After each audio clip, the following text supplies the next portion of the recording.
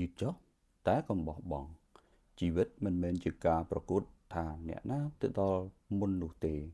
វាជាដំណើរដែលអ្នកណាអាចបន្តដើររហូតដល់គោលដៅបើថ្ងៃនេះអ្នកដើរយឺតជាងគេកុំអស់សង្ឃឹមការដើរយឺតមិនមែនមានន័យថាអ្នកបរាជ័យនោះទេអ្វីដែលគួរឲ្យខ្លាចជាងគេគឺការឈប់ដើរនិងបោះបង់ក្តីស្រមៃរបស់ខ្លួនដើរមួយជំហានក៏ដោយតែបន្តដើរវារាល់ថ្ងៃរៀនបន្តិចក៏ដោយតែបន្តរៀនរាល់ថ្ងៃប្រឹងបន្តិចក៏ដោយតែកុំឈប់ប្រឹងព្រោះភាពជោគជ័យមិនកើតចេញពីល្បឿនទេគឺ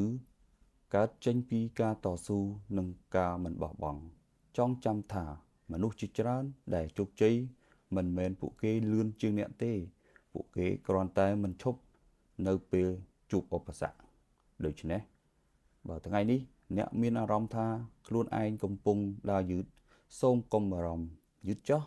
តែកុំបោះបង់ព្រោះដរាបណាអ្នកនៅតែបន្តដើរគោលដៅនឹងកាន់តែខិតជិតអ្នកជានិច្ចយឺតមិនអីទេតែការបោះបង់នោះហើយជាការបញ្ចប់ពិតប្រាកដបាទបងប្អូនបើគិតថាវីដេអូនេះមានសារៈសំខាន់សូមបងប្អូនចុច like follow page subscribe channel